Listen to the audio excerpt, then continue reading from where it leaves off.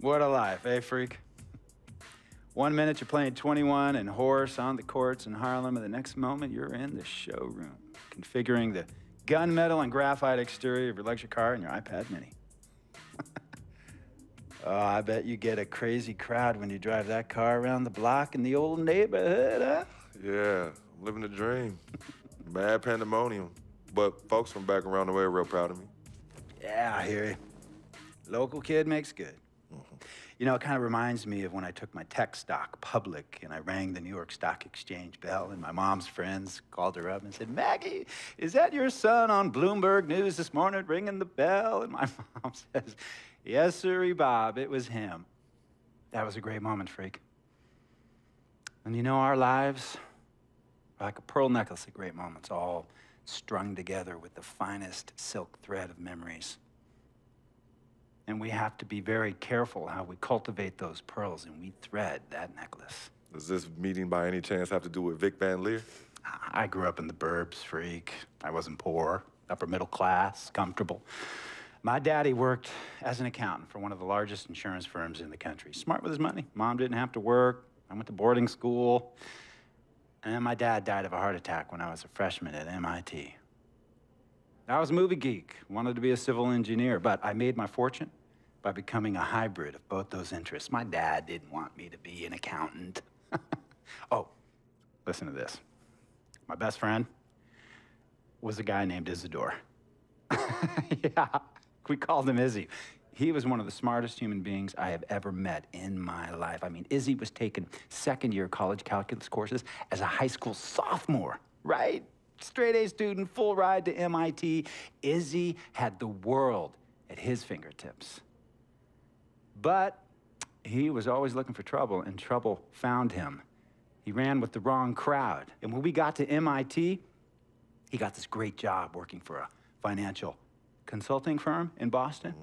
But every weekend, he would fly to Vegas. You see, Izzy had a system for counting cards in Vegas that had the big casinos on the Strip. Oh, stymied.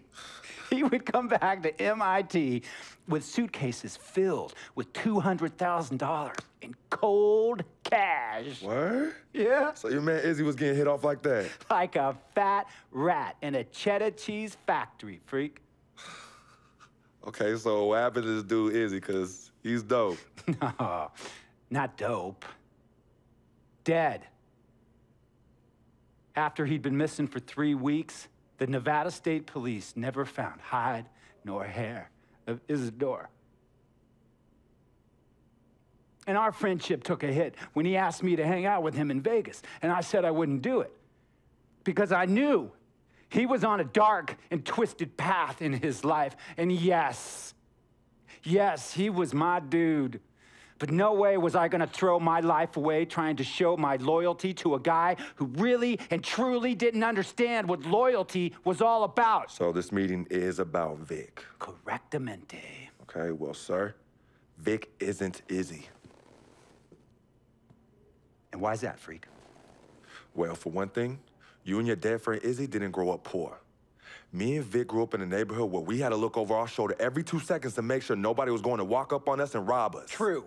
Izzy and I did not grow up in the hood. But we, like you, thankfully grew up in a 2-parent household. But even that wasn't enough for Izzy. He wasn't satisfied. He was always looking for a 5-alarm fire when he already had the warmth and comfort of a loving family. This is not about class warfare, freak. This is about the consequences of making bad choices and risking it all when you feel like you have nothing to lose. Vic is like a brother to me, sir. But you shouldn't be Brother Vic's keeper, freak.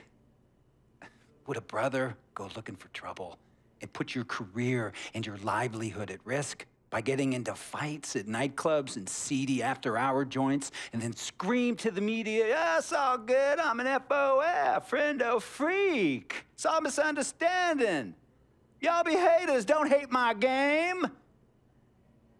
I don't think a brother would do that to someone they really cared about, but a guy who looked at you like a meal ticket would. No. See, you don't understand Vic. Really? I don't understand. No.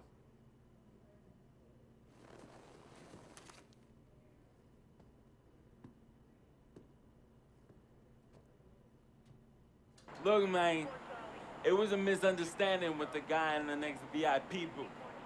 His honey started flirting with me, so naturally I started flirting back. Next thing I know, Captain Cornball's off my grill piece beefing. Next thing he know, he got a two-piece and a biscuit under his left eye. Hey, I don't know who hit him. And it damn sure wasn't me. Hey, Captain Cornball's mad because I'm an FOF, friend of freak. Hey, but check this out, though. He needs to train that hottie before he leave the house, though. Yo, he's hotties ain't loyal, man. What's there to understand? Are you freaking blind?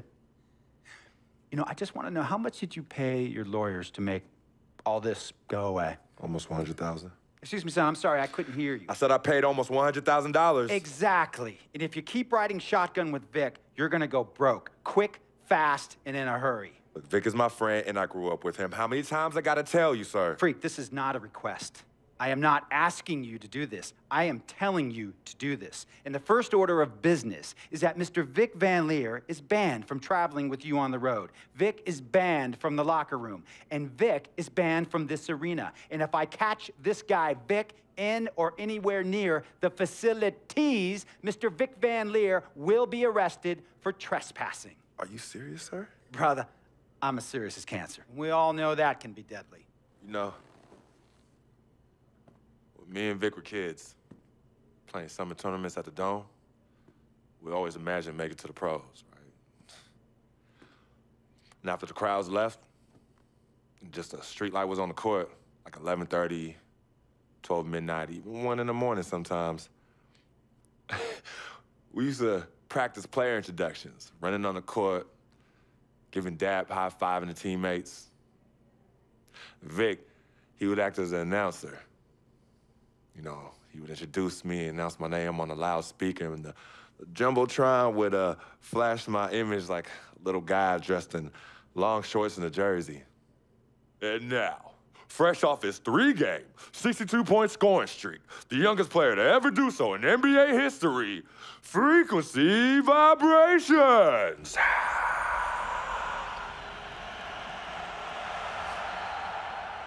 So me and Vic would sit in those empty bleachers at the Dome and dream like nobody's business. And now I'm living a dream. For real. And in so many ways, Vic was part of that. Please, listen to me. I mean, I know this guy's your dude from way back.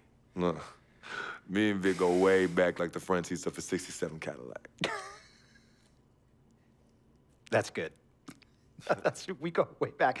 Did you say front seats? Front seats of a '67 Cadillac. We go way back like the front seats of a '67 Cadillac.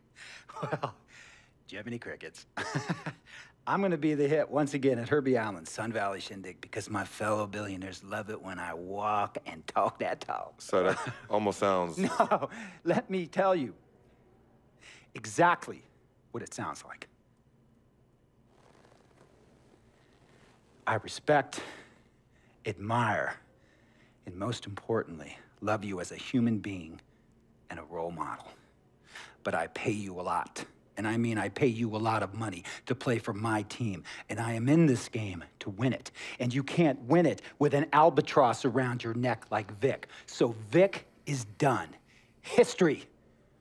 And here's some more lingo that I picked up from a former megastar who used to play for me several seasons ago. Thought I would never release him until I did. And now he's the sixth man on a struggling team in Venice.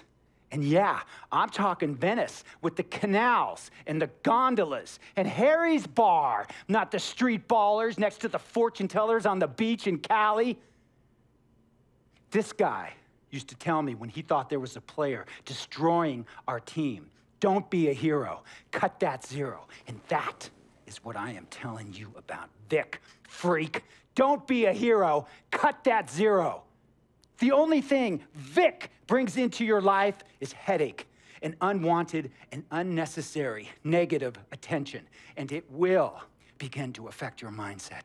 And when it affects your mindset, it's gonna affect your play. And when it affects your play, it's gonna affect my team. And when it affects my team, it's gonna affect my money. And if it affects my money, Google Translate will become your new freaking friend. I want a championship ring, freak, and I want you to help me get that ring. And banners after banners hanging from the rafters in this arena. So, freak, hear me clearly and hear me good. VIC, Vic, gotta go!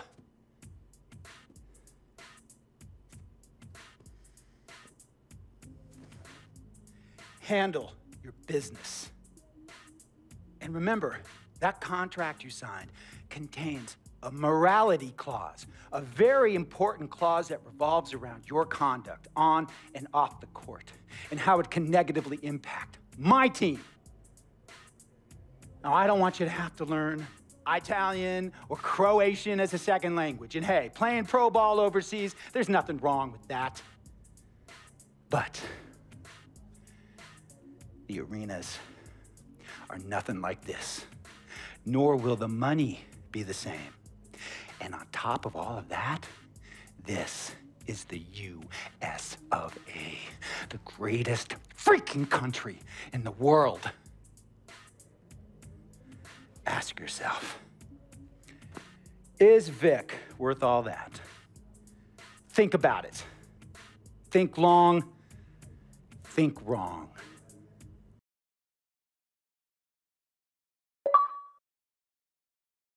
Tell you about Vic. He has his bad rap. It's not, and I understand some of his judgments might shadow his actual character. He's not that at all. Man, Vic, let me tell you something. We actually, we have love for each other. We're brothers. Blood couldn't make us any closer at all. I mean, he has so much loyalty to me and to my family. You can see even Cece, has issues with him, but he still loves her.